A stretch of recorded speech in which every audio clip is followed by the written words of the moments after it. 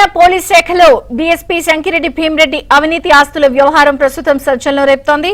ACB సోదాల్లో Bhimireddy కోట్ల రూపాయల అక్రమాస్తులు సంపాదించారని తేలింది. భీమిరెడ్డికి 200 కోట్ల రూపాయల విలువైన అక్రమాస్తులు ఉన్నట్లు ఏసీబీ గుర్తించారు. ఇక బినామీల పేరిట హైదరాబాద్ పరిధిలో కర్ణాటకలో పెద్ద సంఖ్యలో ఆస్తులు కొనుగోలు చేసినట్లు తేల్చింది.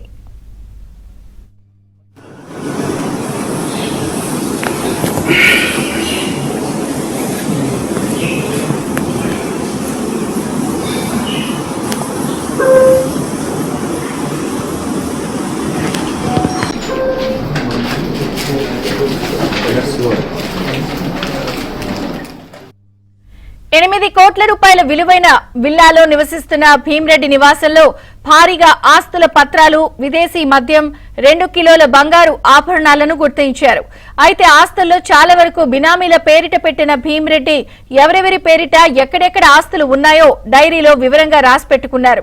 భీమిరెడ్డి బినామీగా ఉన్న మణికొండ మున్సిపాలిటీ మాజీ వైస్ చైర్మన్ నరేందర్ రెడ్డి నివాసంలో చేసిన తనిఖీల్లో 40 లక్షల నగదు, ఆస్తి పత్రాలు స్వాధీనం చేసుకున్నారు. కర్ణాటకలోని బెంగళూరు శివార్లలో విమానాశ్రయం సమీపంలో ఎకరం భూమి, అదే రాష్ట్రంలోని వివిధ ప్రాంతాల్లో మరో 44 ఎకరాల వ్యవసాయ భూమిని భీమిరెడ్డి బినామీల పేరిట కొనుగోలు చేసినట్లు గుర్తించారు. ఇక ఇటీవల ప్రారంభమైన ఒక పార్టీ కార్యాలయ భవనం భీమిరెడ్డికి సంబంధించిందేనని తెలిసింది.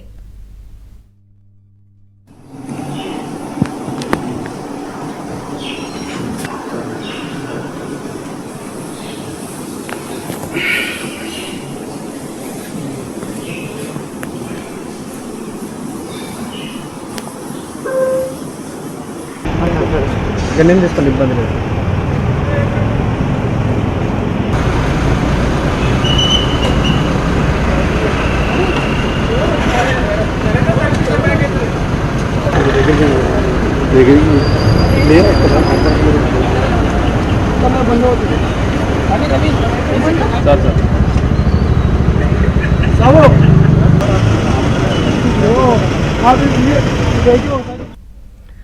ఇక ఏసీబీ అధికారులు వివిధ ఆస్తులను కూడా గుర్తించారు. భీమిరెడ్డికి సంబంధించి అయితే బినామీలను కూడా గుర్తించడం జరిగింది. 3 కోట్ల ట్రాన్సాక్షన్, ఇలా అనేక విషయాలను కూడా గుర్తించారు. మరింత సమాచారం మా ప్రతినిధి మణికంఠ అందిస్తారు. మణికంఠ, అక్రమాస్తుల కేసులో భీమిరెడ్డి ఆదాయం దాదాపుగా 200 కోట్ల పై దాటినట్లు ఏసీబీ అధికారులు అయితే గుర్తించారు. నిన్న ఏకకాలంలోనే భీమిరెడ్డి నివాసంతో పాటు 16 ప్రాంతాల్లో ఏసీబీ అధికారులు పలు బృందాలుగా ఏర్పడి సోదాలు అయితే నిర్వహించారు. ఈ సోదాల్లో భీమిరెడ్డి ఉంటున్న నివాసంలో 3 లక్షలు స్వాధీనం చేసుకోగా, భీమిరెడ్డికి బినామీగా ఉన్న వ్యక్తి ఇంట్లో 44 లక్షల రూపాయలు స్వాధీనం చేసుకున్నారు. వీటితో పాటుగా భీమిరెడ్డి నివాసంలో 23 విదేశీ లిక్కర్ బాటిల్తో పాటు 20 కేజీల వెండితో, అలాగే 2 కేజీల బంగారాన్ని కూడా పోలీసులు అయితే స్వాధీనం చేసుకున్నారు ఏసీబీ అధికారులు. ప్రస్తుతం భీమిరెడ్డి నివాసం ఉంటున్న నార్సింగ్లోని వెసెల్లా మిడోస్ వద్ద అయితే ఉన్నాము. ఈ వెసెల్లా మిడోస్ ప్రాంతంలోనే లోపల విల్లాలో ఉంటున్నాడు. ఆ విల్లా ఖరీదే దాదాపుగా 8 కోట్ల రూపాయలు ఉంటుందని ఏసీబీ అధికారులు అయితే గుర్తించారు.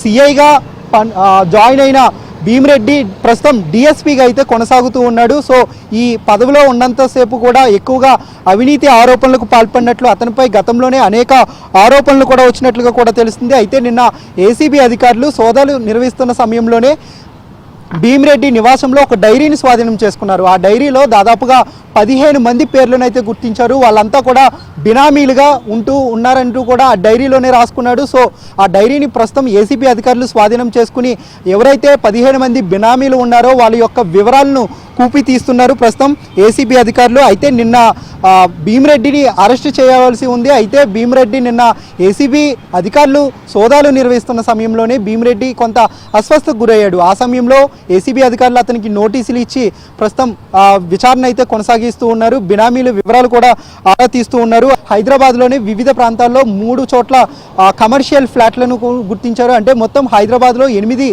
ఫ్లాట్లతో పాటు అలాగే వాణిజ్య స్థలాలను కూడా గుర్తించారు. ఇవన్నిటి ఖరీదు కూడా దాదాపుగా వ్యవసాయ భూములను కూడా గుర్తించారు. వీటన్నిటి ఖరీదు దాదాపుగా 200 కోట్ల రూపాయలు ఉంటుందని అధికారులు అయితే అంచనా వేస్తున్నారు. అయితే ప్రస్తుతం ఇప్పుడు భీమిరెడ్డిని నిన్న అరెస్ట్ చేయవలసి ఉంటుంది కాబట్టి, అనివార్య కారణాల వల్ల అరెస్ట్ చేయలేదు కాబట్టి ఈలోపు అతనికి నోటీసులు ఇచ్చి వదిలేశారు.